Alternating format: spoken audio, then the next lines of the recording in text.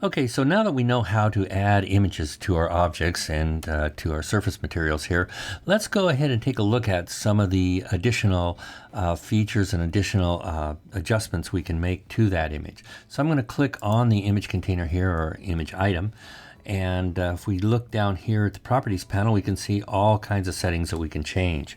So let's go through them top to bottom, one at a time. And we can, of course, at the very top, we can enable or disable that texture on surface. We can actually invert it if we want to invert it, but you're not going to see some of these changes here in OpenGL. The problem is that OpenGL doesn't support all the various sort of blending modes and things like that that you can adjust on your image. So oftentimes I will either go into an advanced setup here, our advanced viewport mode, and give it a second, and there it is. And you can see that we can actually show what it looks like inverted. We can also adjust the blending mode. Now, blending works if you have another image beneath the image that you have here to act as a second layer with which to blend, very similar to how Photoshop works. If we look at the blending options here, we can see add, subtract, difference, normal, so on and so forth, just like you would have in Photoshop. To give you a quick demonstration here, let me just take this image and I will drop it right underneath here. And now you're not seeing that image because the upper image here is overriding it. But if I go to a blend mode such as subtract, now you can see the image beneath is showing through. Look at that difference. Make some very interesting designs here. So anyway, so you can adjust those. Now, another way of viewing this, besides the advanced viewport, is that we can go to RayGL. Now, RayGL will kick in the render engine, and I'll do full and give it a second.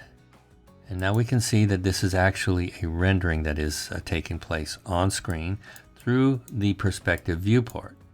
Now I'm going to stop this real quick, back to my default mode.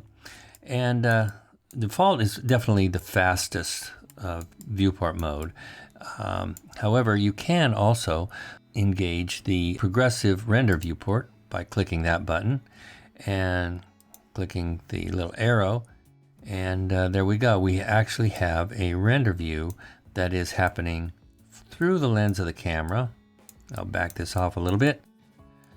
And we can actually see all the blending modes and everything that's going on in this viewport. So that's the blending feature. Also, we can switch which UV map we're using. If we're using if we have multiple UV maps, that is, on this object, we can choose which one we want to use. We can change out the images. We don't have to be stuck with one image there. Now we'll just change this texture back. Anyway, we could move down and go to anti-aliasing, and you could turn that on and off, or you can blur your image a little bit by increasing the minimum spot. And we can also increase the anti-alias strength to 300%. And yes, you can see that it is blurring a little bit.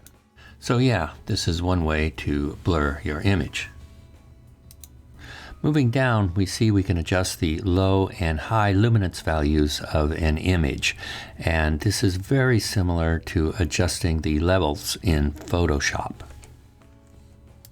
We can also adjust the brightness and contrast of any image, and it's kind of self-explanatory there. We can just move those sliders left and right, or input any numeric value we want.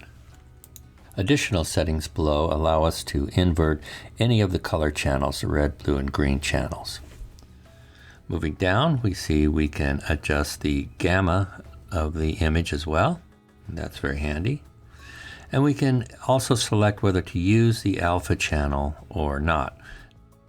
Now let me go ahead and load an image with an alpha channel on it over the top of the existing image.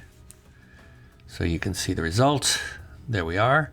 And you can see that the alpha channel of the image on top, the new image, is allowing you to see through to the image below it. Now, if I want to turn off that alpha channel, I can simply go to the Edge tab where it says Image Still and just uncheck Use Alpha. And there you are. Now let's take a look at some of the settings within the Image Locator Edge tab.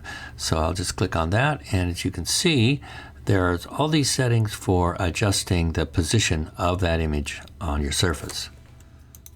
Now by selecting the UV map drop-down menu, I can select any UV map that happens to be attached to that group of polygons.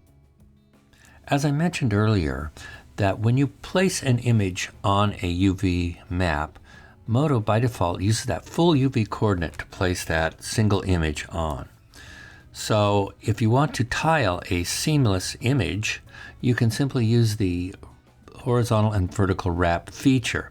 Now by clicking on the little dots to an equal sign, clicking once on them, that will lock the horizontal and vertical wrap numeric values. So you can just click and drag on one of those edge sliders there to change the setting. And as you can see, we've tiled that image multiple times on that same UV map.